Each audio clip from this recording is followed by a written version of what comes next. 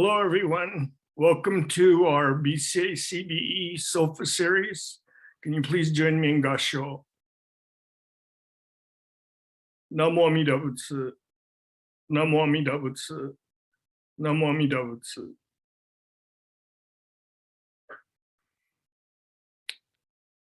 Today, I'm very grateful to Reverend Dr. Galen Amstutz for agreeing to present today's seminar on Jodo Shinshu and Modernity. Reverend Dr. Galen Amstutz grew up in Sacramento, studying foreign language at UC Davis, and then receiving his master's degree from the Institute of Buddhist Studies. He then served as a BCA minister at the Arizona Buddhist Temple. And after this, he then went to Princeton, where he received his PhD in Religion and East Asian Studies. He's the author of Interpreting Amida and has published many articles related to Jodo Shinshu and Japanese Buddhism. He's currently an adjunct professor at IBS. Just for a little background, today's seminar on modernity was prompted by a request from our BCA Ministers Association. However, it's a subject that maybe many of our BCA members may not be familiar with. Reverend Dr. Amstutz will be addressing issues of Shinran Shonin's teachings in our modern society with an objective view of Shinran's teaching and I think our Jodo Shinshu Honganji Ha organization. So now I'd like to turn the time over to Reverend Dr. Amstutz. So please, thank you all. Let's see. A couple things to start with. The PowerPoint's a little bit messy in terms of fonts and so on, but I decided to leave it that way because the subject is messy. I'm going to go really fast, I think you'll see. I want to show you lots of stuff. I don't expect you to follow everything all the time, but I want to show you how much is going on. And the perspective here is more from historians and academics, who study Japan. So it's probably unfamiliar. I have some new information for you.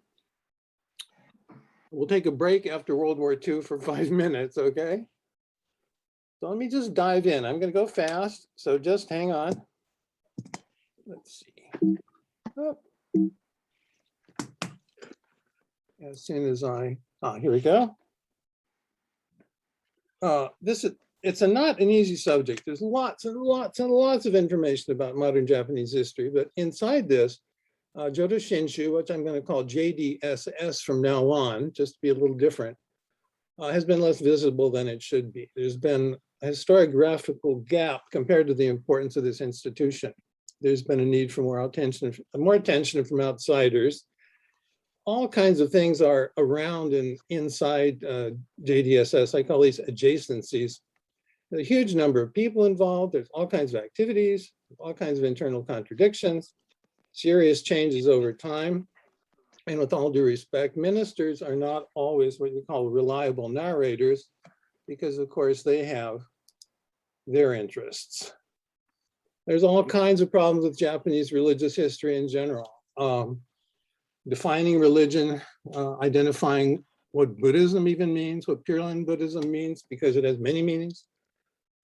Questions about what faith means, what secularization means. Pure Land has been marginalized a lot in Buddhist studies. And there's a thing we call Whiggishness in history, which is where you make a favorable story from what you want to see. So, is my screen okay? Is this okay? So let's see here. Whoops.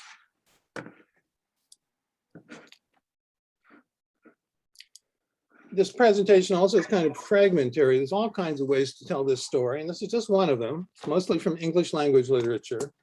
There's a lot of it actually, but it's dispersed, and it's been challenging to try to pull things together. And I'm here because Reverend Hirano asked me. Thank you. You forced me to pull things together. Complaints go to him, though. I have to do what I do. And some of this is heavy, but you don't have to think about it after today necessarily. Okay? Now, Shinran's contribution. I want to take a little strange view here. Shinran was an eccentric Buddhist thinker. He was eccentric because he foregrounded this matter of tariki or faith. The issue of faith is a matter of something spontaneous happening, in my understanding. A letting go that happens sort of by itself is probably the most correct possible Buddhist psychology that you can have. It's non-linguistic, it's non-verbal, very subtle, difficult. Because of his particular historical position, he expressed his insights through Pure Land text, creating a quite distinctive body of language or discourse, we say, which has been very, very productive historically in Japan, but it's also had the effect of boxing in Shinran in some ways, because the tradition becomes very attached to this particular kind of language, at least till the 20th century, and in terms of its conservative aspect. The relationship with what becomes the institution is sort of ambiguous because he was not really a founder of JDSS. I think the thing you get from Shinran is this basic idea that you can have a non-Vinaya, that a non-monastic precept-based organization or institution for Buddhism. This is what the Tairiki or other power idea provides. And lots of things can happen under this principle as long as you, under the umbrella, stick with the basic politics of Tairiki, which means a certain equality, a certain freedom from the monastic tradition. And this was historically a really big deal in Japanese history because we go back in the medieval period and the monastic institutions are really powerful. Of course, there's a lot of room for diversity under this umbrella. So Shinran is central in some ways, but he's central because he provides a basis for an organization. And as we go through here, you may see why it's important to see JDSS maybe first as a membership organization. And you could think of it, maybe it's a little crass, but just for today, try thinking of it as a membership organization which has a kind of business model. And its product is a kind of imaginative vision of Buddhism. But it's a kind of distinct business model because of this release of the monastic requirement. It's pretty much unique in all of Buddhist history. And the descendants of Shinran seem to have realized this part of it pretty quickly. There's his great-great-grandson Kakunyo and his son Zonkaku and later Renyo in the 15th century, who's in the picture in the corner. And they all contributed to combining ideas and institutionalization in ways that turned out to be really successful in Japan. But most of the success was actually in the Tokugawa period. This is from about 1600 to the middle of the 19th century. Dealing with modern Japanese Buddhism, you have to say a little bit about Tokugawa because this side had a very long life. It was complicated and conservative at the same time. It was the background for modernization. So just for a few words, there were two major networks. If you don't know, there were Nishi and Higashi. There were other small branches. They were very successful. Nishi and Higashi had somewhat different relationships with the Bakufu government because of historical events that occurred around 1600 and before. It was widespread in Japan. Not all the geographical regions were the same. They were kind of wary in their relationship with the samurai usually. There's always a range of understandings and interpretations, mediated, I think, by ambiguous religious language. There's some diffuseness of doctrinal interpretation. There were real arguments back then, as long as they didn't go for charismatic leadership or the imposition of exterior standards about what faith was really supposed to be. The social basis was loose-knit village communities with satisfying and stable ecologies, let's say involving settled traditional roles for the temple and the minister's families. There's a heavy de facto weight on death practices and family religion. Most of it's really a kind of family religion. In the Kyoto headquarters, there's an aristocracy of blood leadership deriving from Shinran and a network of these people who served as a kind of royalty in the institution. The pictures here show the two main Honganji buildings. It's interesting, if you go to Kyoto today and walk out of the train station, these are the big giant Buddhist temples people might find. I don't think most tourists have a clue about what it's about. The height of influence in Japan actually probably peaked around 1800. And then we got lots of conflicts having to do with Shinto, which is another ideological strand that was interested in the political domination of Japan.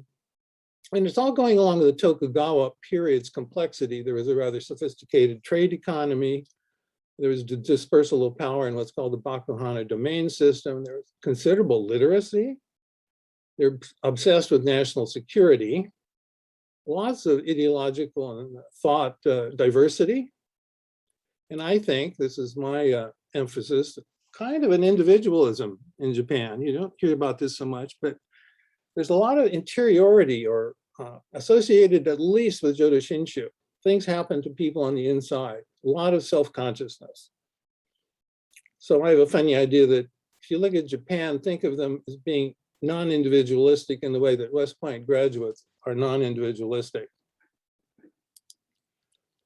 And we find something, you combine features of JDSS have always had a certain quality of reminding people of something sort of Protestant parts of Christianity. It's the certain sense of equality, turning away from magic, the interiority of the person.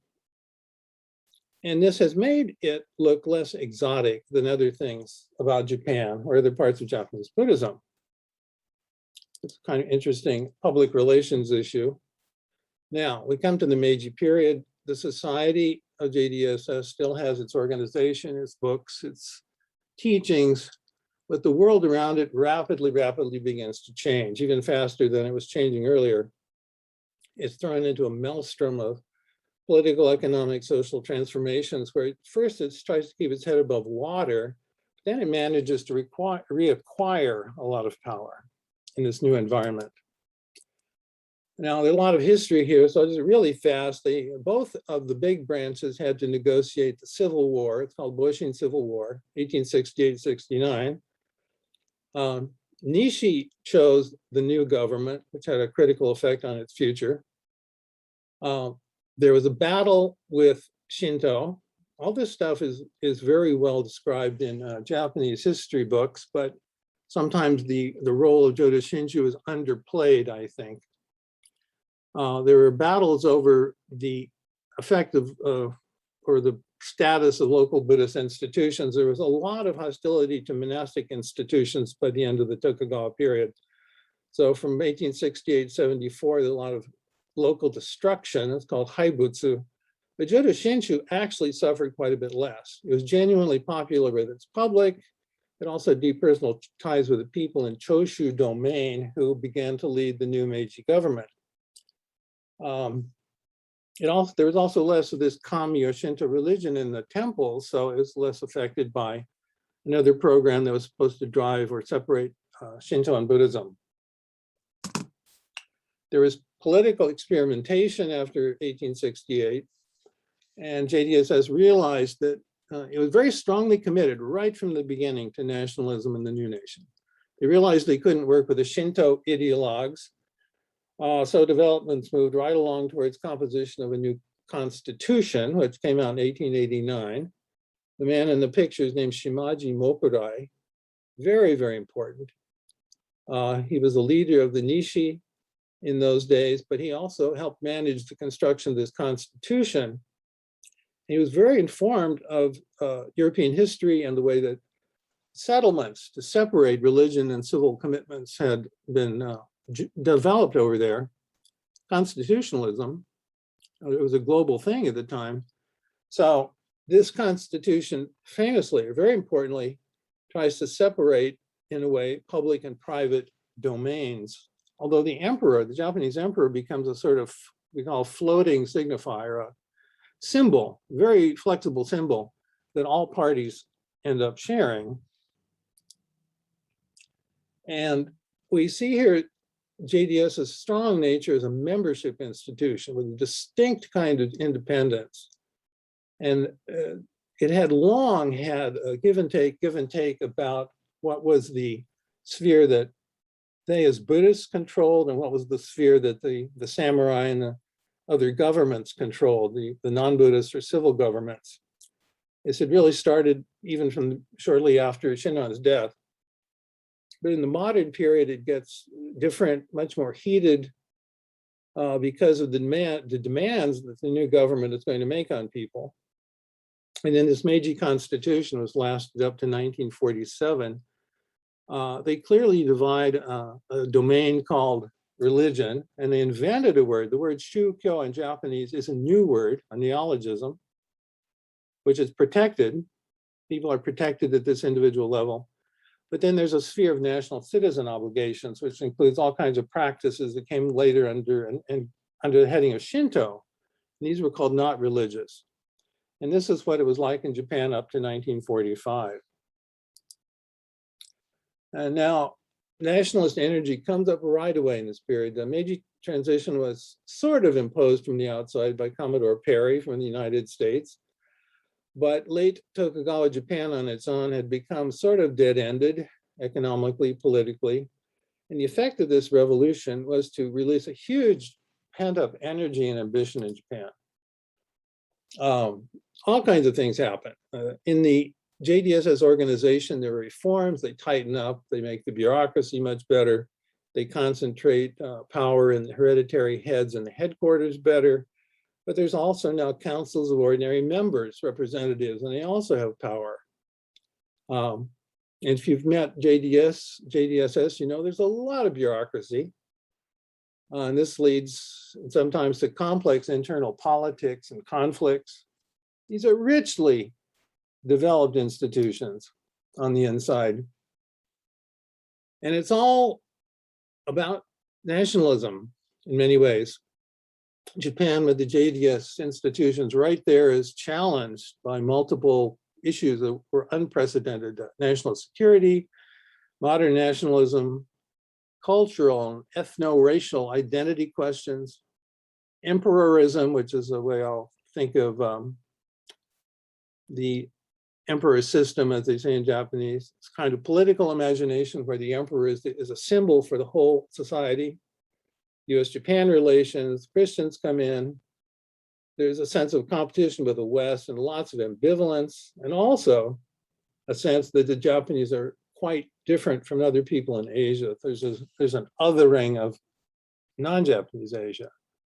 And I emphasize this identity thing. Japanese identity has never been totally homogeneous, but in the 20th century, in the colonial period, there's a sense that even Koreans could be maybe sort of Japanese, but the general issue of modern identity and all that goes with it has been a huge, huge topic for Japanese and also for lots of historians that studied this. And this has been an environment for JDSS throughout the period.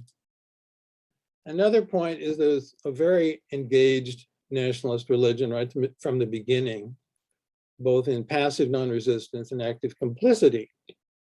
And it becomes a huge contributor to the overall projects of the Japanese regime up to the end of World War II. I should mention here too that this kind of association of a religious tradition and nationalism is modern and closely parallels in some ways what Christianity does in Western countries. And I have a colleague actually who's taught a course comparing Japan with the United States in this way. So the point here is not that JDSS was especially worse than other modern countries, but it was equally problematic, if that makes sense.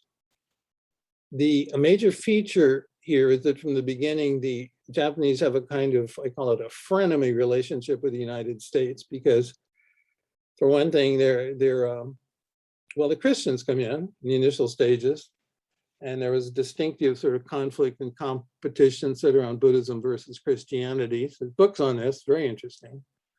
This settles down after a while, and you get a long period of interaction in which JDSS, it's now defended itself, but it borrows Christian influences about education, social service, ideas sometimes too, in order to enhance its own modernization.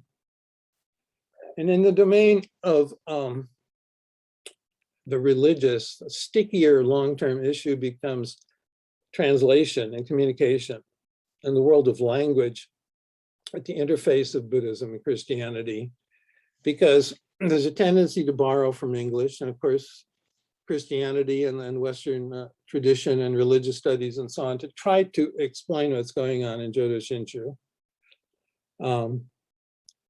And this is persistently a problem up to today, and we have a body of English language writing, it uses words with long Christian histories like faith or salvation or heresy to describe things that happen inside the JDSS. But there's lots and lots of problems here, and we could talk about that. Now, for the most part, to historians, modern Japanese history looks like a pursuit of power. Although, by the time that the Japanese started to be imperialistic, they were well aware that there were other options, more modest options available. But there's a real energy and a real ambition and a real aggressiveness to the Japanese leadership in this period. They're also very aware of the United States. The United States is growing towards the east, and the Japanese wanted to grow too. And it's kind of interesting, just as a detail, they were so aware of each other's ambitions that some of the, the intelligence services and militaries were suspecting future war as early as 1909. So this trans-Pacific tension, rivalry, frenemy quality has been an intrinsic part of the environment of JDSS in the modern period.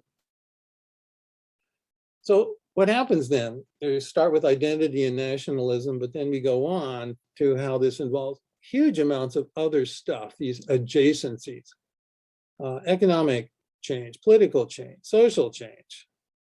Now, it seems like it's apart from a pure direct connection with what are supposed to be the core Shinranian teachings of Jodo Shinshu, but well, maybe not, because everything becomes interrelated. And we find JDSS acting conservative sometimes, but activist sometimes. It's difficult to define whether you call progress or not. But the social and intellectual and political dimensions are all tied up together, intertwined. So here's some examples, maybe. Social justice arena. This is of great interest to people today, but it's very different in the early part of the 20th century. Lots of dissidents occurred, lots of labor questions and so on, but it's not about, for one thing, Japanese national ambitions towards the world, but about just distributions of power within Japan. That's to keep in mind. The leadership was always well informed about reform possibilities. But from the beginning, it seemed that the interests of Japanese capitalism and Japanese nationalism were understood as very strongly linked. And so JDSS becomes an aspect of these interests.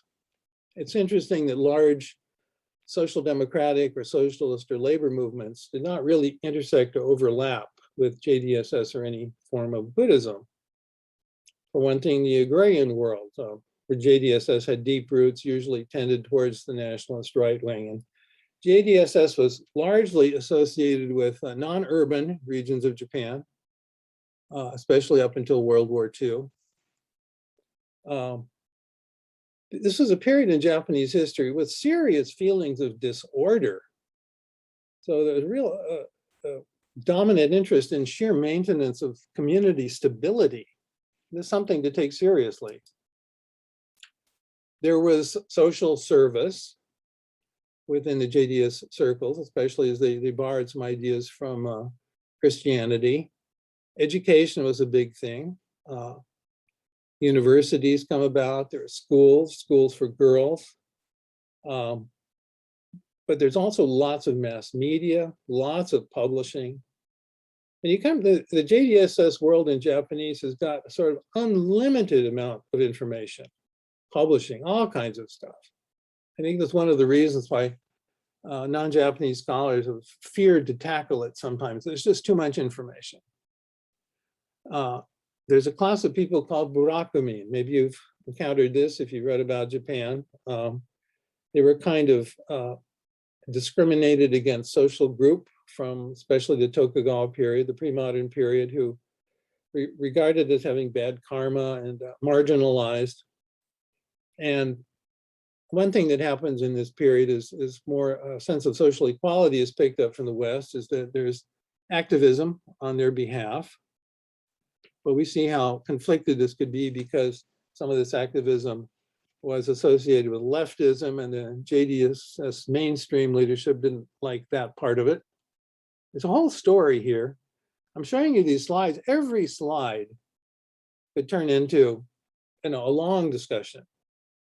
JDSS got involved in medical services, elder care.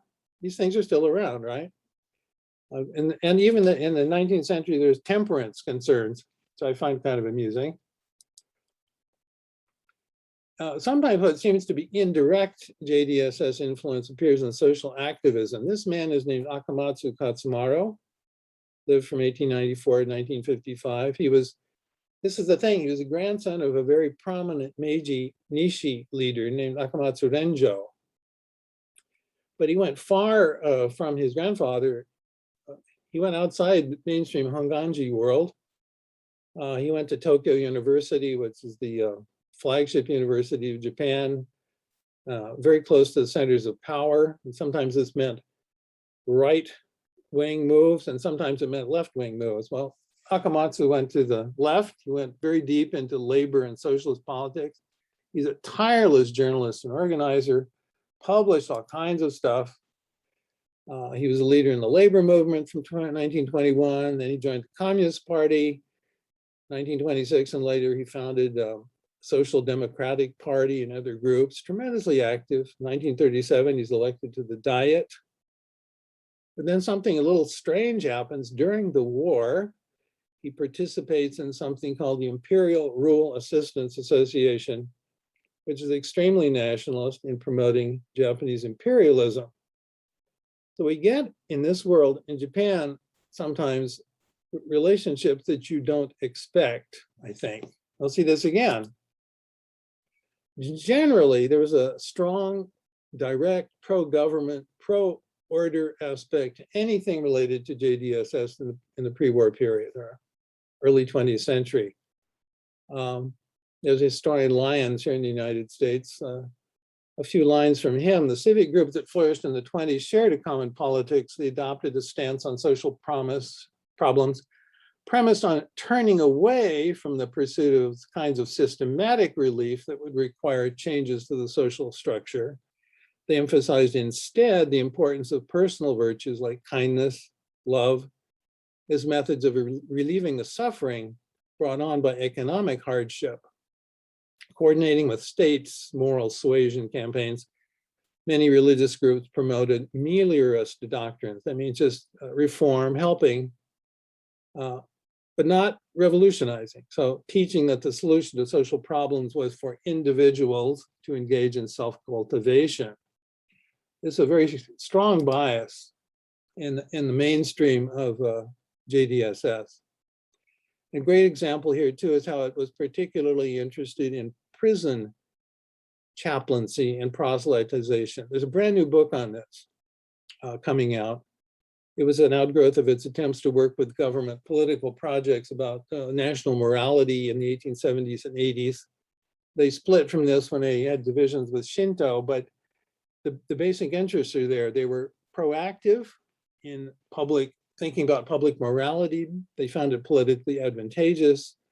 They wanted to be guardians of the public good.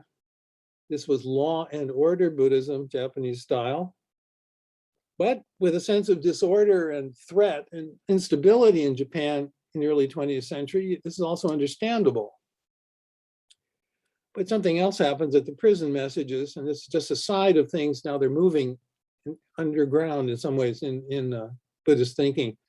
The message focused not on traditional JDSS Mahayana sensibility, but something more like a rationalized, not doctrinally specific ethical doctrine based on theories of intentional karma, change of heart in the individual, character reform, good citizenship, social harmony. To me and others, it's kind of a thinning out of Buddhist teaching in the direction of what often feels like secular humanism. And this is connected to a larger atmosphere of, let's call it epistemic change, philosophical change, change in perceptions about the world, which had begun immediately after the Meiji Revolution in 1868. And this is a big influence on Japan. Japanese Buddhism, it's one of many voices, we'll come back to that. And the chaplains even got into something called tenko. And if you've learned something about early 20th century history, this means coerced and manipulated political conversion. In 1925, the Japanese Diet had passed something called a Public Security Preservation Law. And a term comes up here called kokutai, which you may have met if you had a Japanese history course. It's the national consciousness, the national self, the national essence. It blends politics, it blends ethics. This law, it was possible for the government to label any political opposition as messing with the kokutai, so the government could try to outlaw anything. I put in the word Wikipedia here because if you want to pursue some of these issues, there's actually an enormous amount of reasonably good information in Wikipedia. It's fragmented, but a lot of it's there. In the 30s, there were really serious debates between Marxists and religionists. And the Shin chaplains put in their bid by working on tenko, trying to turn prisoners, especially away from Marxism, which was politically disruptive, criminal, and change them towards this socially acceptable, apolitical, private realm, which is where Shin teaching tended to go. This is more from Lyons. The general idea, again, self-cultivation is a substitute for political engagement. Injustices in society are not products of social policy. They're rooted in corrupt human nature, individual nature. Now, this is a real complicated question, actually, in Shin Buddhism in the 20th century, or JDSS, because there's a tension between the individual and the society here, and what the doctrine should say about that. They tended to resolve it in this kind of way in the early part of the 20th century, and then we'll see something different later. But by focusing on this interiority, which could be, deeply religious, but yet leaving almost no room at all for individual resistance to the state, the emphasis of JDSS in this period is actually choosing a kind of politics which leaves power or shifts power in the direction of the state. And this is interesting because to me, this is a kind of engaged Buddhism, or shall we say, engagement through disengagement. But it looks like the wrong kind to many people today, and felt so to the JDS world after the war too. But you get then a combination of religious inwardness with an exterior political authoritarianism as the characteristic response of JDSS to all these changes and challenges. And again, this is not unknown elsewhere. A lot of room here actually for comparisons with, say, Germany. But the Japanese case is pretty severe. Actually, maybe you can compare it with the United States too recently. And it's not just from the top down, it's also from the bottom up, because there's a lot of popular grassroots energy in the JDSS world that's been underplayed. But behind this, other things are going on. Now, this stands out if you have a sensitivity or some interest in the classical Mahayana, a really flourishing, I want to say, flamboyant, imaginative world in traditional Pure Land. Highly mythic, highly imaginative.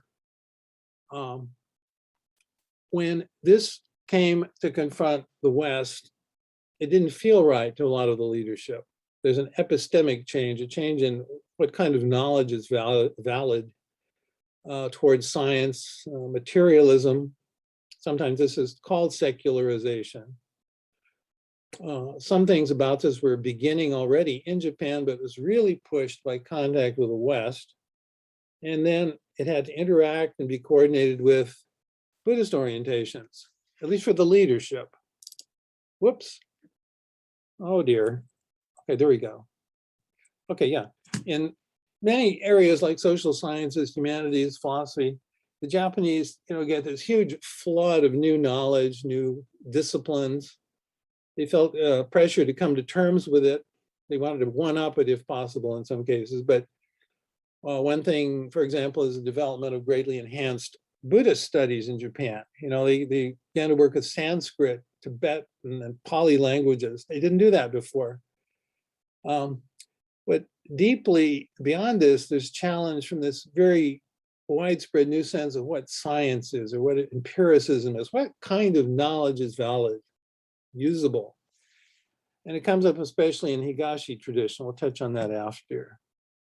But people, a famous scholar named Murakami Sensho,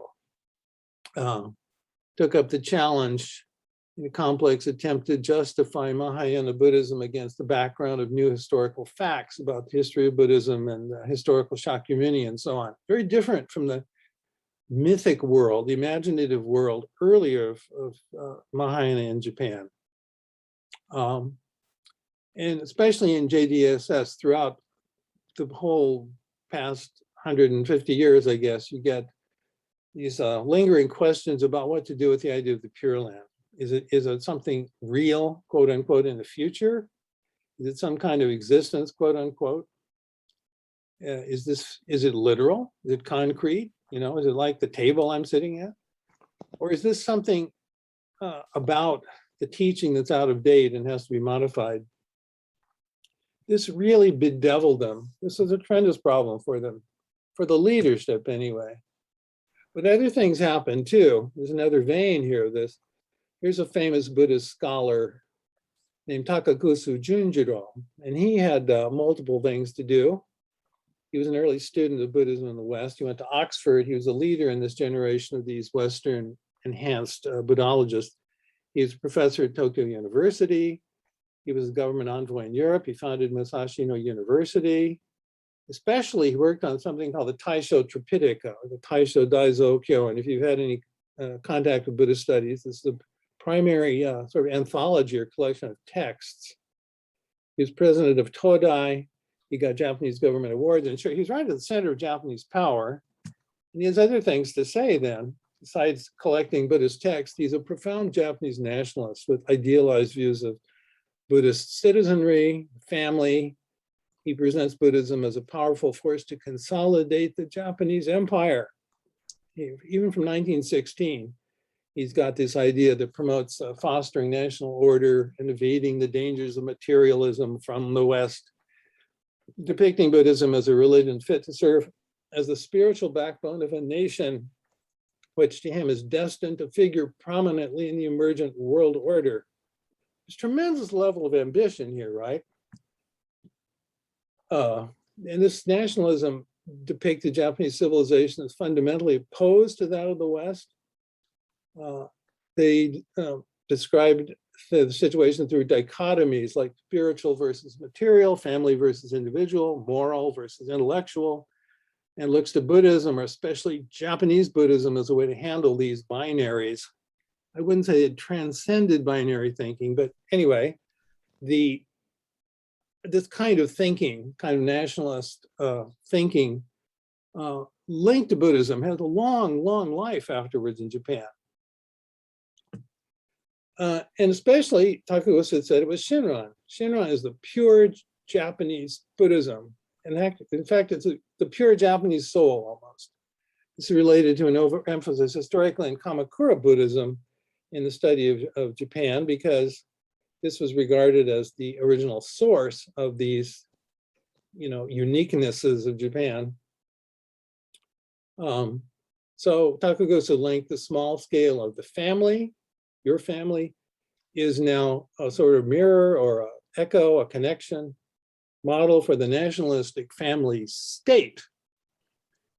He would even emphasize, especially after 1937, when Japanese nationalism becomes ultra-nationalist, that Japanese Buddhism is to play a part in the construction of a new culture of the Pacific. And this is wild stuff and not only a part of the picture, but you can see how diverse and even extreme things could go. And this is within the world of JDSS. And of course, it's going along with an environment of authoritarian government. There's a long political history of modern Japan, but the outcome of all these changes was that the country became vulnerable after the decline of party politics. There had been party politics, but by the 30s, they'd lost out. There was authoritarian government. The military side got its way. There was already a history of thought control and censorship. In 30s and up to 1945, there was a real strong authoritarian side to Japan. Maybe you call it fascism or not. This is a historian's debate. But the activities of all the Japanese religions, especially in the 30s, by this time, including JDSS, they're adjacent to or co-temporal with all these conditions. So there's some diversity of interaction and thought here, quite complicated, but sometimes it was oppressive, but sometimes you feel that JDSS is cheering things on. There's a religious bodies bill in 1939 that wanted to give the government a lot of direct control over religious organizations. The Shinto side of the government had long sought this sort of thing, but one thing you can say about JDSS is though while it wanted to work with the government, it was also deeply committed to its own version of independence and was largely successful in fending off direct encroachments on its territory. It was a sustaining a version of relative church-state separation as in the Meiji Constitution. And this is one interesting and strong thing about JDSS. Tremendous sense of membership and institutional identity. But it's also proprietary in its own way, branch to branch. So amidst all this, it retains these strong identities in the main lineage networks. And there's two big ones, Nishi and Higashi, smaller ones too. But it's probably correct, especially in the 20th century, to speak of two seriously distinct organizations. In the 30s, here's some numbers. In the 30s, Nishi had about 10,000 temples, 20,000 priests, 3 to 7 million members. This is big. And the Higashi is probably about the same. So in 1937, Japanese population is about 70 million people. So this membership, put them together, Higashi, Nishi, JDS combined has about 10% of the whole population of Japan. This is a big, big network. Now in Nishi, which is where most of the people in the United States come from, I guess, the general conservatism without the creative inventiveness of these Higashi figures we'll touch on in a minute. But there's many prominent scholars, many profound students of Buddhist texts, keeping mostly to a traditional version of Shin teaching or JDSS teaching influence from the Tokugawa period. There's popularizers too. There's a lot of popular literature, all kinds of books. There's a large public. Nishi in its own way has certain modernist interests. One thing it wanted to clean up things in its tradition that they thought were kind of superstitious or folky or funky. Fushidan Sekkyo, this is kind of interesting, the kind of singing, preaching that was popular in Tokugawa, they didn't like it, they suppressed it, the leadership did. And there's a general reorientation towards something called Shin Buddhist modernism, which is a label historians have put on it. And there's a tendency now to represent Shinran not as a sort of mythical, dreamy saint, which is what he was in the older Mahayana imagination, but to make him more human, more modern, more like a real person. But this is changing in some ways the Buddhist imagination because we don't know whether now it's operating so much in sort of a cosmic theater of transmigration and other cosmic realms, or whether it's in a sort of thinner, slimmed down, narrower theater of this life only. I'm saying this again because this is a running question for the modern tradition. Now, Nishi has a lot of interest in the people, They had I call them a celebrity royal family, Otani Kozui. 3 people, all 3 of them had close family ties to the emperor. Kozui lived up to 1948. He's the son of Otani Kosan, or Myonyo, who had led Nishi through the reforms of the Meiji transition. Now, he's famous for sponsoring 3 Central Asian archaeological expeditions. If you look in the Wikipedia article, this is what you'll see. They were competing actually with Europeans to gather artifacts. In 1903, he becomes the head after his father.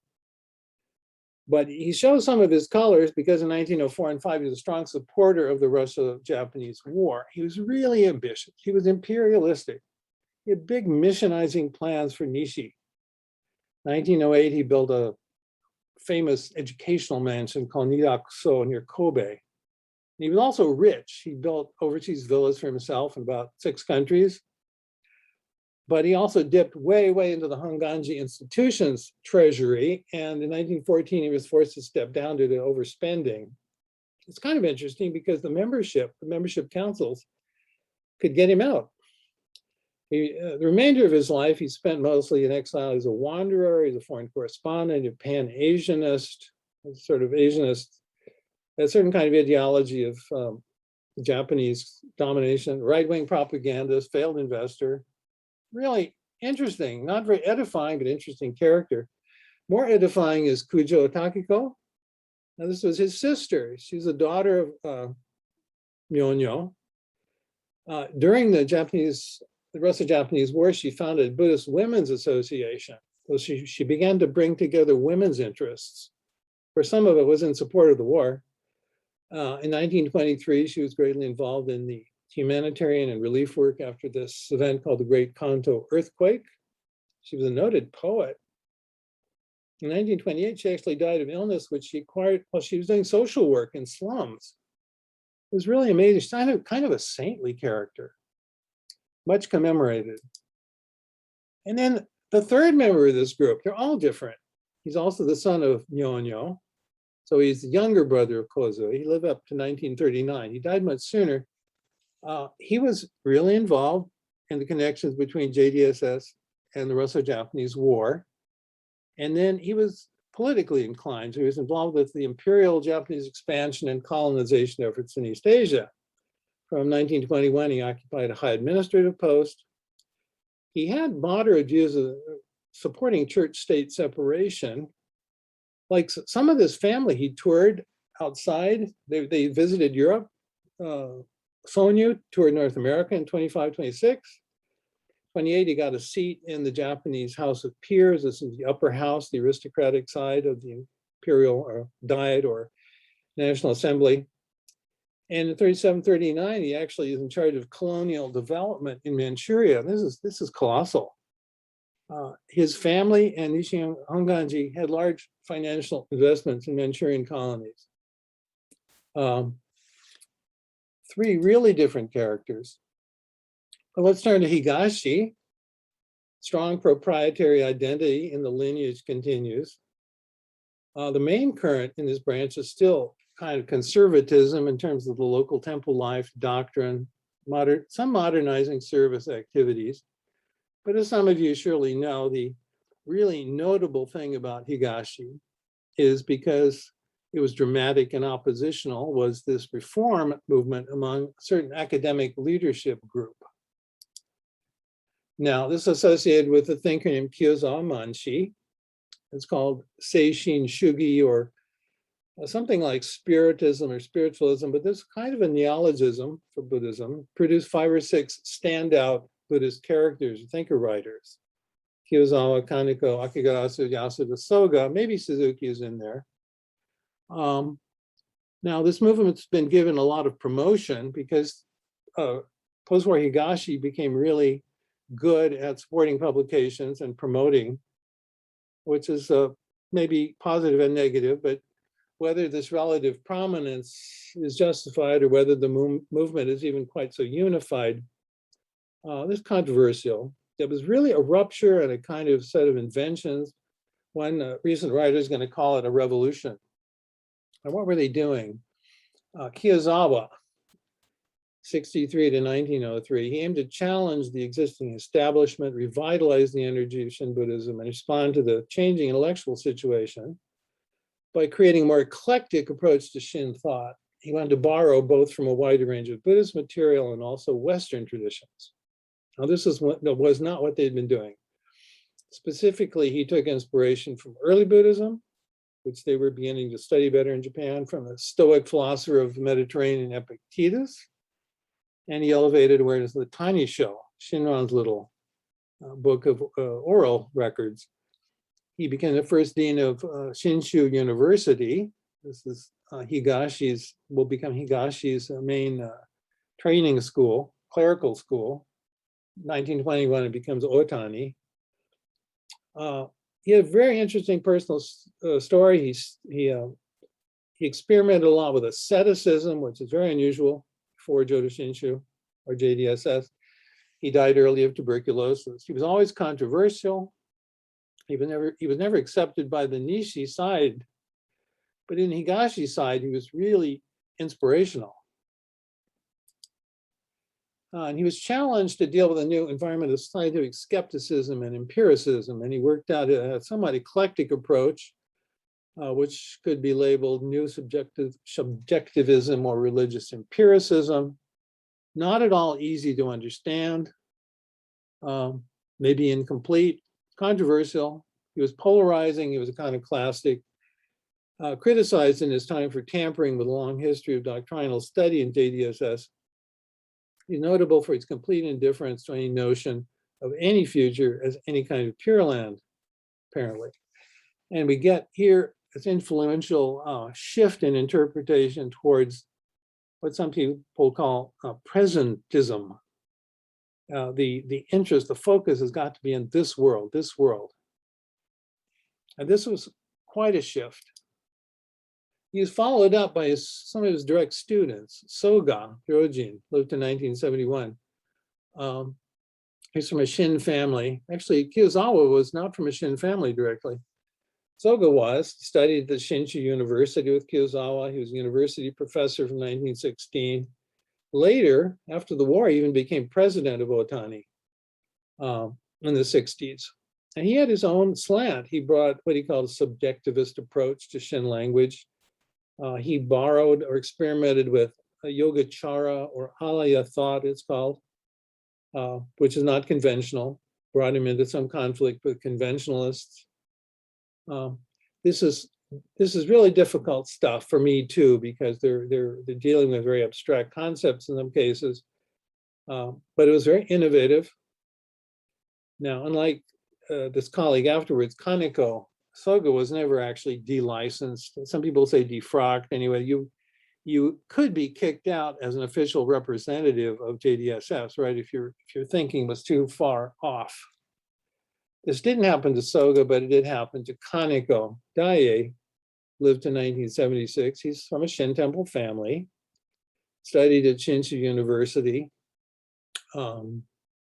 with Kiyozawa, interacted with Soga. He joined the university in 1916, and mid-20s, he publishes works that are interpreting Pure Land through Kantian philosophy. Now, this was too far out for many people, just too far out to represent Shin tradition. So in 1928, he resigned, and he was even expelled as an official representative of JDSS. It was quite interesting. It was a kind of public or a politicized trial, We call it heresy. I don't like this word, but he wasn't regarded as an official rep. Until 1941, he was reinstated, taught again. And Soga and Kaneko, for decades, were fighting the establishment through these institutional power struggles, especially against the hereditary sect head, I think called Hosu and Higashi. Higashi really get into this kind of stuff. Now, beyond the university in the larger world of the general membership, Kiyozawa inspired others at reform or re-energization. And this brings us to Akegarasu Haya, lived to 1954. He's from a Shin temple family. He studied with Kiyozawa. But more than an academic, he was more of a genius preacher, a theatrical preacher. He had an intensely personal message. He had a messy personal life. love affairs kind of things. He was kind of a public figure, kind of scandalous, but really communicative. Later on, he inspired something called the WWII Reform Movement. We'll come back to this. But there's all these different characters. And here's another major Buddhist character. I hope you know who this is. Yes, this is Hirohito. Now, the reason why he's a Buddhist character is because all these Higashi and Nishi, maybe especially Nishi people, they have family relationships, marital relationships with the imperial family, which date back to the Tokugawa period. And a somewhat unexpected fact, I just learned this coming out in recent research, the Higashi reformers sound very, very innovative and up to date. We're talking about Soga, Kaneko, and Akigarasu. But unlike the JDSS traditionalists who stuck to a more moderate pro-nationalism, which retained a reasonable sense of church-state separation, in the 30s and 40s, these three became ultra-nationalists, and they went all in on harmonizing, even merging their Pure Land ideas and mystical emperorism. And they actually generated ideas like the Pure Land and the land of the Kami are one. Buddhism and the state are fused. An immanentist presentism, you could say. And these supranationalist effects are paralleled in the highest JDSS leadership in the period, especially right before and then during World War II.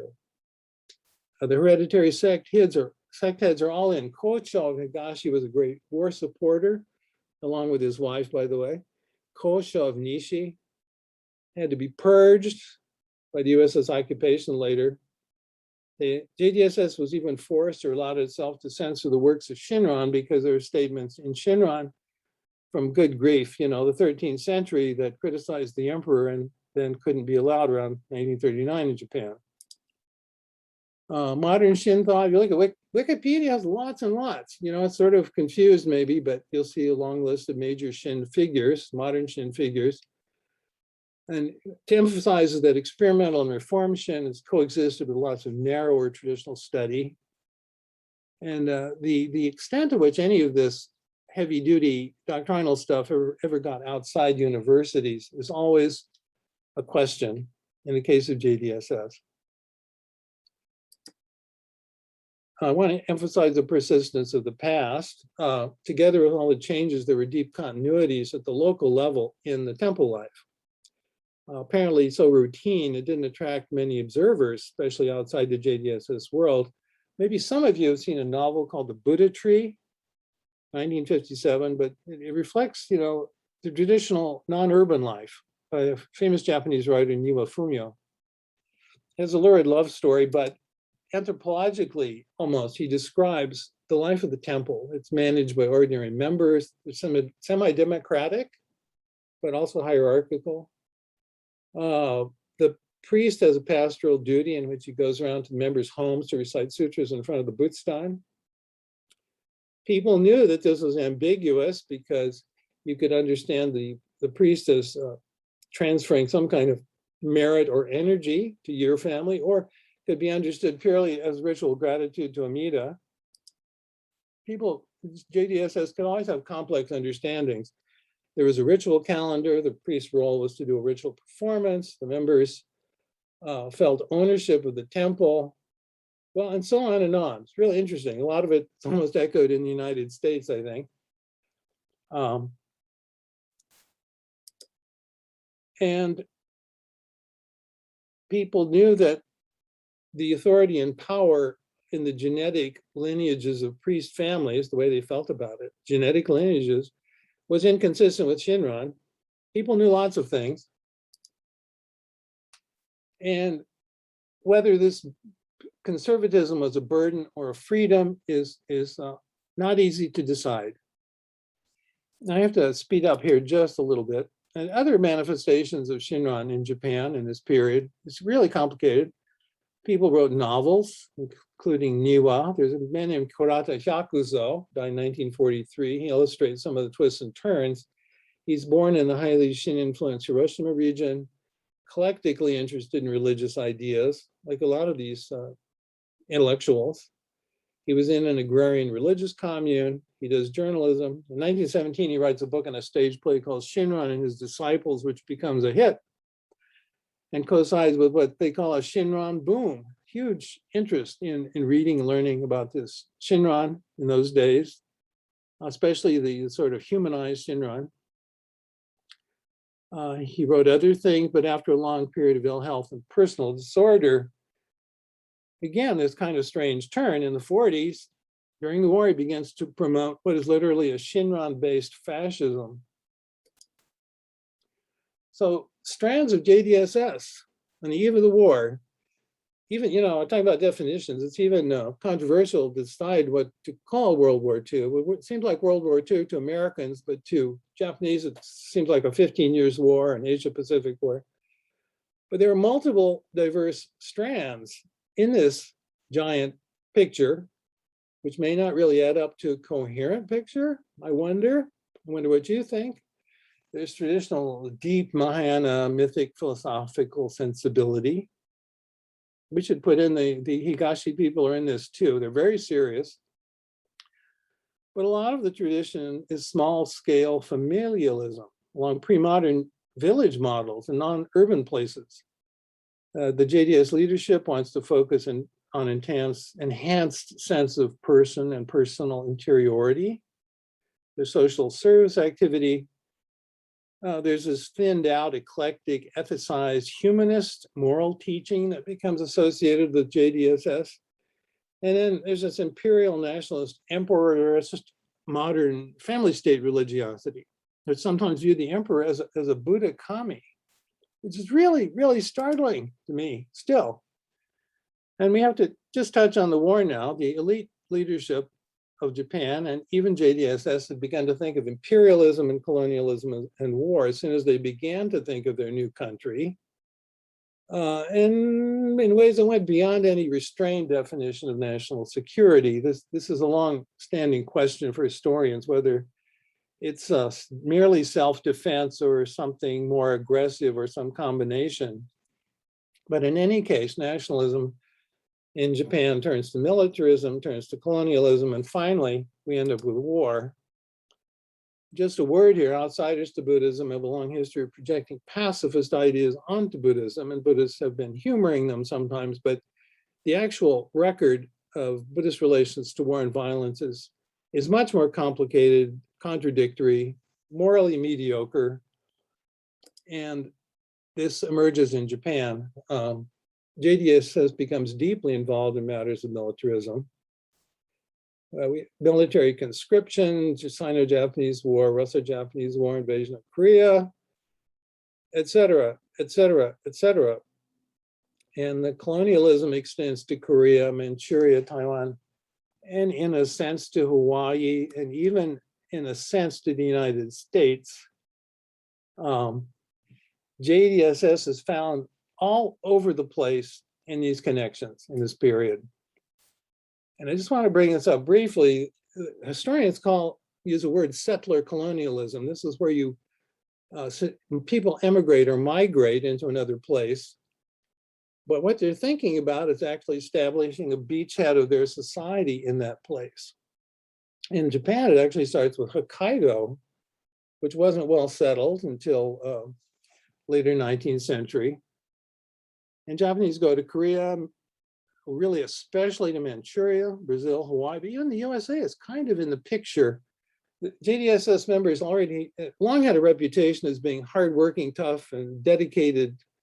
And when they became immigrants, they were hardworking, tough, patriotic, dedicated pioneer immigrants. Manchuria is a huge subject on its own, and the whole JDS temple system went along wherever this went. And I don't know how sensitive this really is to you, but the Issei generation immigrants were part of a vision, it turns out, of the American West as a kind of new frontier for Japan in this era. Even though the United States was an actual competing great power, Japan and the US are both great powers. So you get one great power, in effect, sending its nationalist immigrants into another great power. The immigrants persuaded themselves they could participate in two empires at the same time. There's a lot of history about this.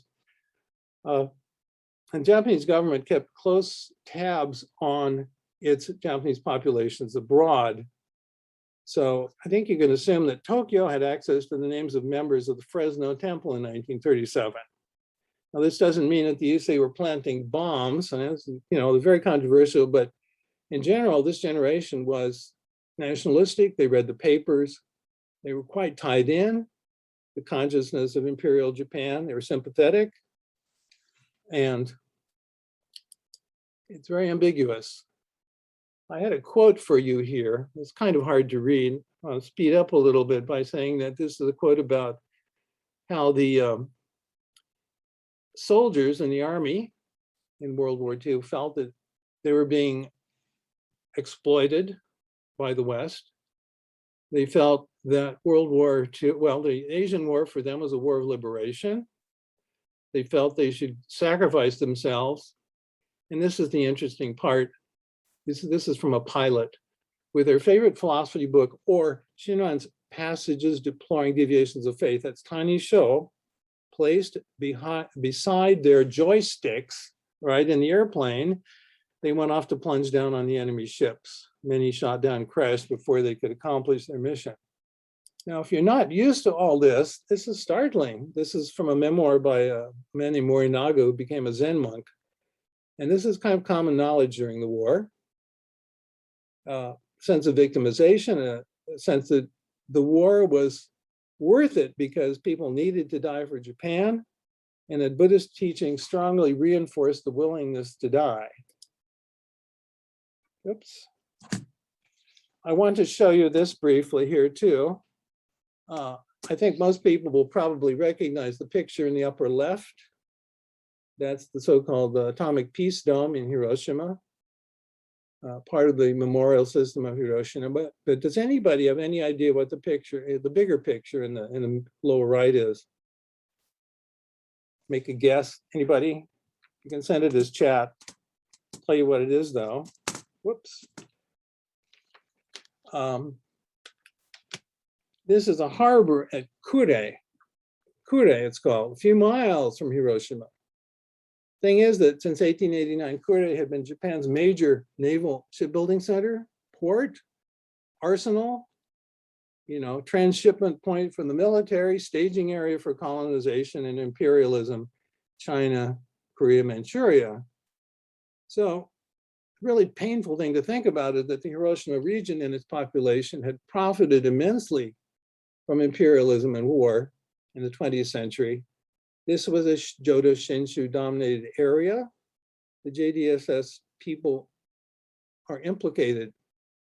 The peace dome and Kure go together in a strange way.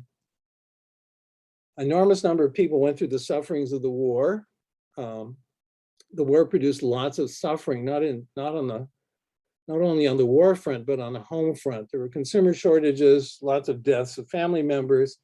Temple priests and Bomori had to deal with funerals, orphans, something called comfort kits sent to the soldiers, financial drives, propaganda, even military training. And painful detail is that due to donation of medals for the war effort, many temples gave up their temple bells. There's a book called The Bell Didn't Ring. Now, the war is a huge phenomenon of the 20th century, which can barely be, touched on here, but it was a world war, a vast world war. Most of it actually in Asia, at least until recently. Americans tended to see this from an American point of view, but most of the damage, most suffering is in Asia. According to some estimates, Japanese imperialism and invasion have caused up to 10 million excess deaths in China. And JDS is everywhere with this because they're with the colonists, they're with the military forces. Over 1,000, at least maybe thousands of priests in China. They knew all about everything. And just a word here, I'm going to stop on this slide and we'll take a break. I know this is heavy, I'm sorry. Heavy for me too. Scholars have devoted enormous effort in the post-war to analyzing the war and the end of the war. The nuclear bombing, so horrific. Nihilistic, brutal. But a lot of historians have reached the conclusion that the A-bombing was the best that could be done. In the summer of 45, the right-wing militarized regime was preparing to sacrifice any number of its citizens, Japanese people, to an American invasion.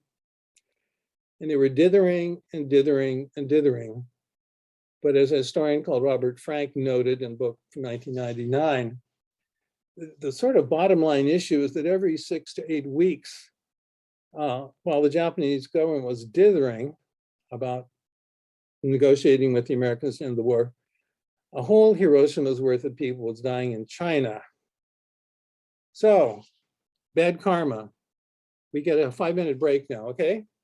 Aftermath of war is really important in Japan, as in every country. There was repatriation. There was a new constitution under SCAP or the MacArthur regime. Church-state separation principle was reconfirmed, and this becomes important afterwards.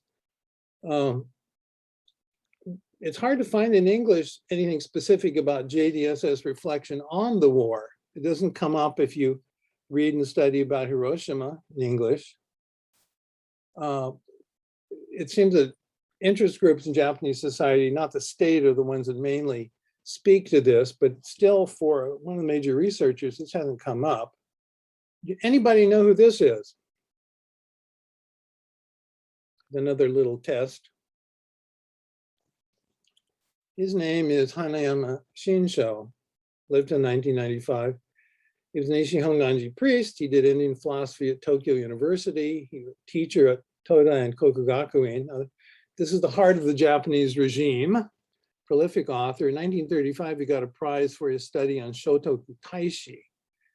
But this involves a kind of exploration of connections between Buddhism and this Kokutai that I mentioned earlier. Shotoku Taishi is at the center of a sort of Japan-centric narrative of Buddhism in general. He's a little better known, perhaps, because he served in 1946 as chaplain at Sugamo prison for the so-called Class A war criminals of the Tokyo war crimes trials. That's all very controversial. He was there, wrote a book about it. But then what does he do? This is interesting. 59 to 68, he's the bishop of the Buddhist Churches of America. Now, the chaplaincy episode is a transformation of his thinking, actually in line with the occupation's goals. Now he's been a Japanese nationalist, but he moves towards a more universalistic understanding of religion and how religions create peace in the individual heart and society.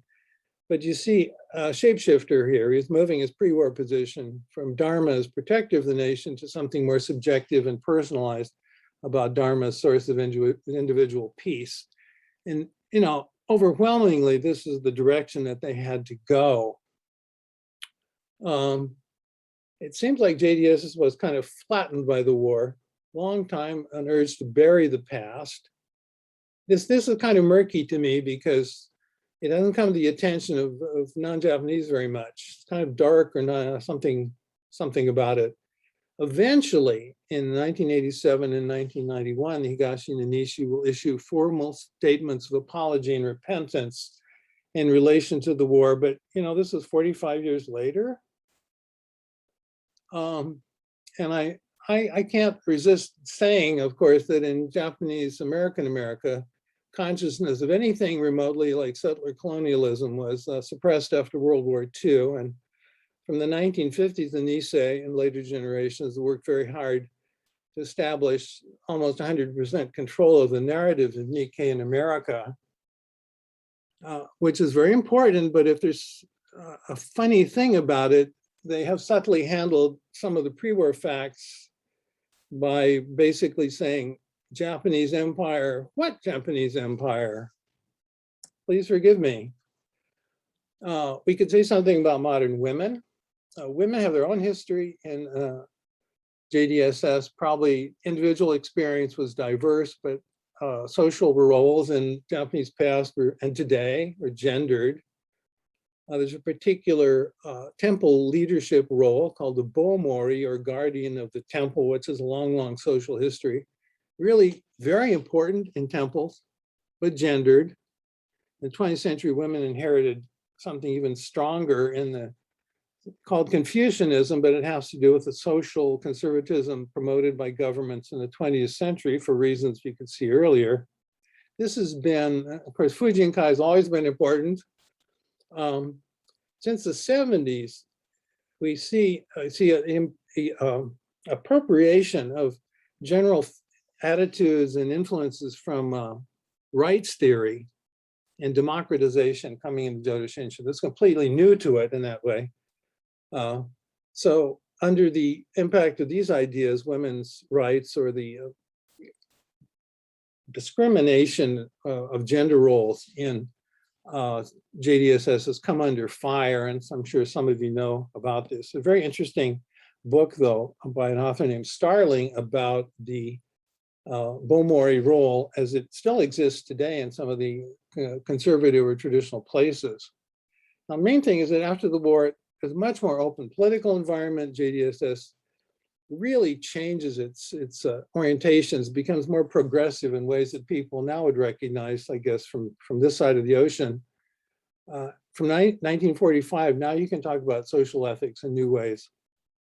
There's still inner questions, but now you can start talking about what is Dobo or spiritual equality. Now we have a more open field. What is a good society? What about consumerism? What about engaged Buddhism? How do we talk about this Shinzo Kunitai problem, or the relation of these Buddhist and non-Buddhist domains in society? Everything much more opened up. Of course, a lot of conservatism, but things are much more opened up. But it does have to do with outside influences, mostly from rights theory, mostly from Europe, from the West. And it's sort of, this is a quote from an Italian scholar named Desi, and he points out that it sort of resonates with concepts from Buddhism about a fellowship, wisdom and compassion, equality of people, and so on, codependency of people, harmonious coexistence. Now, the philosophical background is not quite the same, but there's enough kind of resonance to have made this very productive for at least part of the JDSS population and membership since the war. And this is a kind of globalization.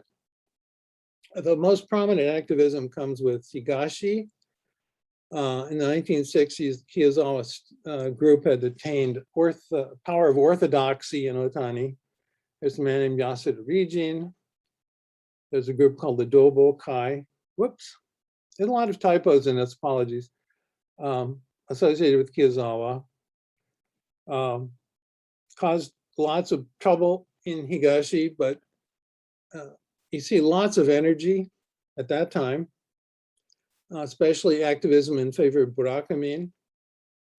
There's a figure named Takagi Kemyo, which you can find out about, who was a unique figure who worked for Burakumin and actually he died in prison, but he became a sort of martyr figure. There's a movement in Higashi, Kikan Undo, which promotes this too.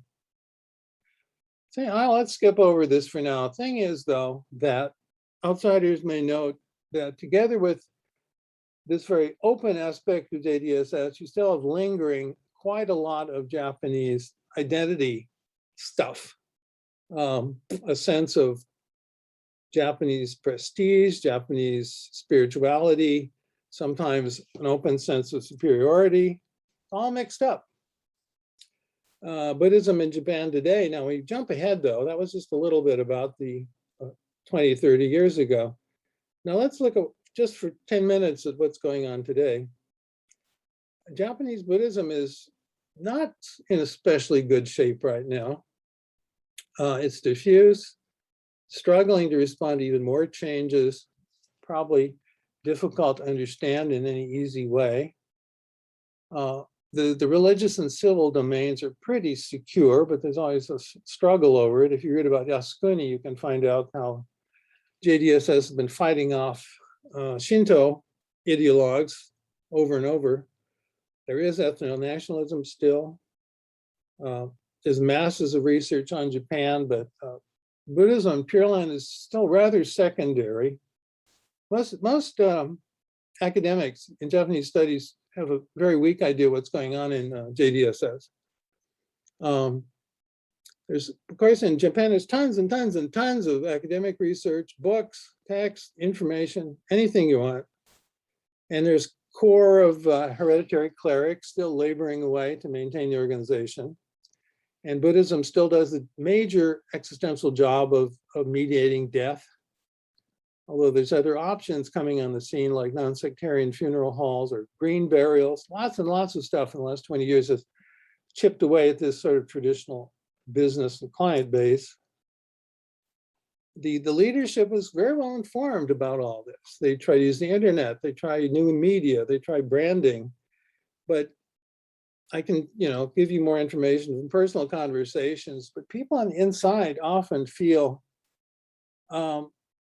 pretty unsatisfied about the situation. Something is immobile, inward turned, there's not much creativity.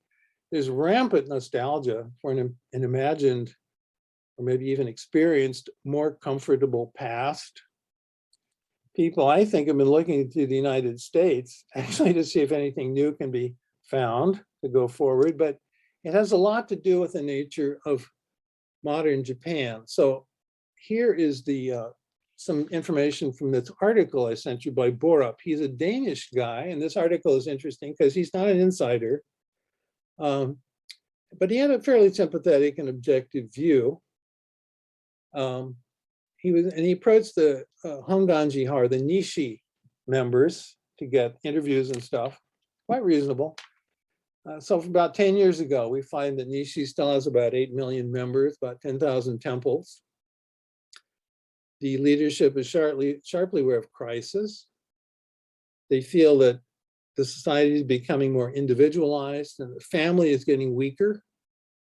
They feel like things are secularizing, and that means that people are growing distant from the traditional imagination and worlds of religious life. They feel the pressure of markets. There's a competitive environment because, especially since World War II, there's lots of new religions running around in Japan. Depopulation is a really serious thing. If you look at Wikipedia on Japanese demographics, Japanese population is aging at an amazing rate. This hollows out the non-urban regions and it makes the membership older and older. The temples find difficulty in getting successors. People still feel like Buddhism is mainly about funerals. And they fear that like 20 years from now, this will be in about 2040, 2050, around a third of the temples will have to close down, especially the rural areas though. Even the ministerial households get smaller. The authority of ministers have gotten weaker. Some professors have talked to me about the internet. They're really annoyed with the internet because now it's possible to get all kinds of information, some good, but lots of bad from the internet, in Japan too, which means if you want to find out something, you don't have to talk to an experienced authoritative person. So traditional assumptions about even the leadership of the institution have to be renegotiated. And JDS has to sell itself, relied for a long, long time on these very stable temple communities, these ecologies of a local communal life. And everything is changing now. Even the Butsudan designs are changing. And he talks about, he's a really interesting way of laying out how JDSS in Japan is responding. They're tightening up their official version of the teaching, which there's some discussion of this in terms of Shinshu P or Protestant. It's kind of useful, but this is about sort of the official version. Modern JDS does have a complete manual for how to be a good Monto or member.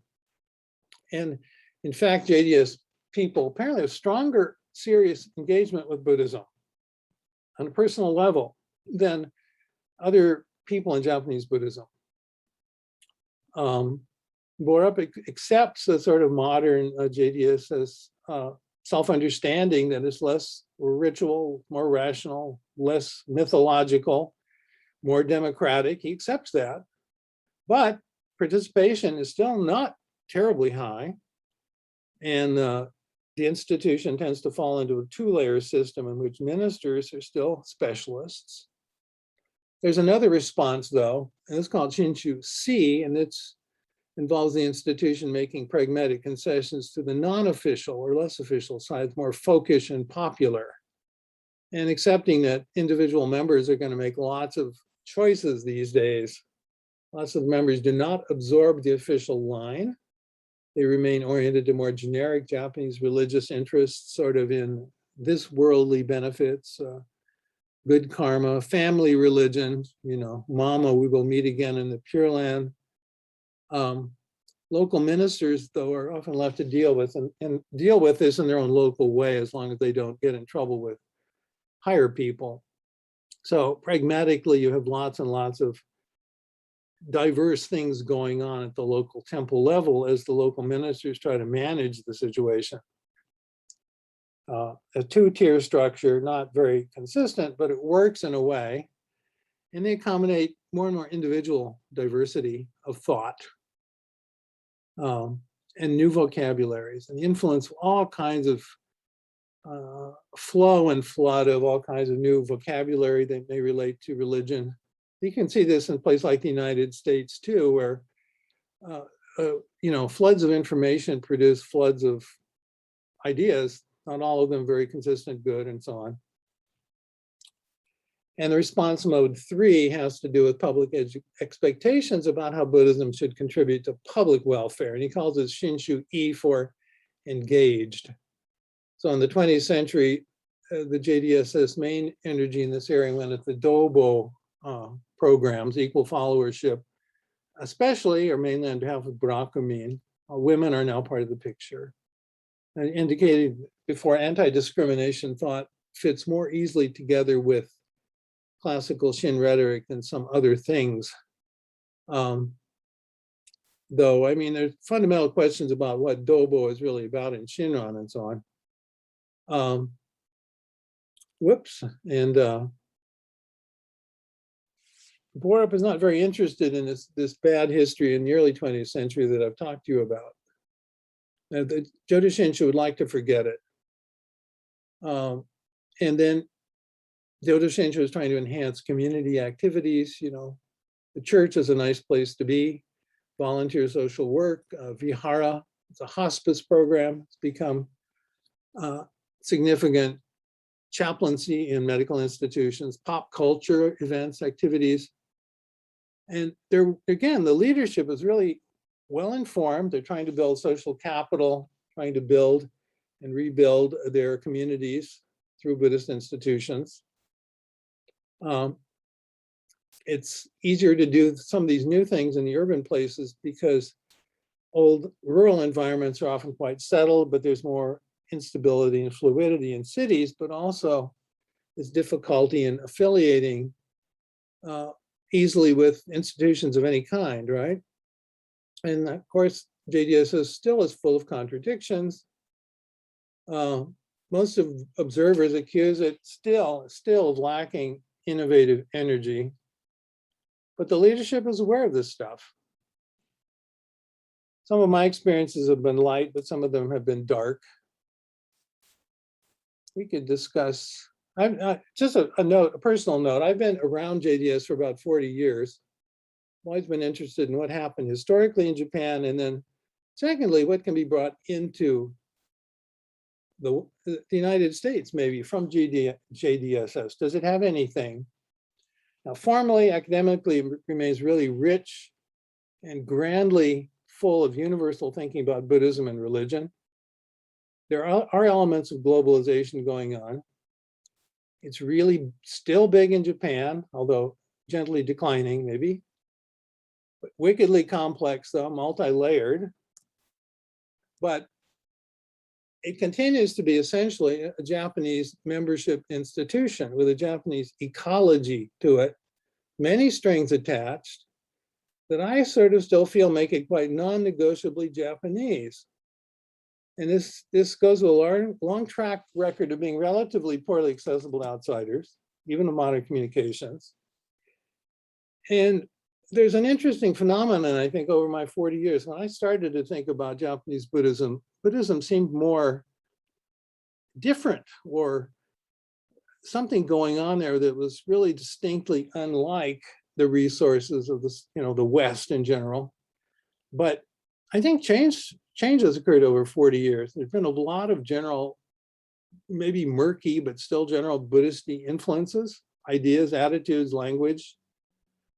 spokes of the Dharma wheel have, so to speak, been reinvented or paralleled in other contexts. So as I was thinking about this for this program, it's not as obvious as it once was, maybe to me, why anyone outside the traditional membership would turn to JDSS, considering the enormous complexity of this. Maybe it's an example of a kind of Buddhist network, spiritual network, a kind which you could use, tie together lots of things, Western as well as Asian insights, especially around the Tariki insight. But, you know, we just don't know. So I'll close for there.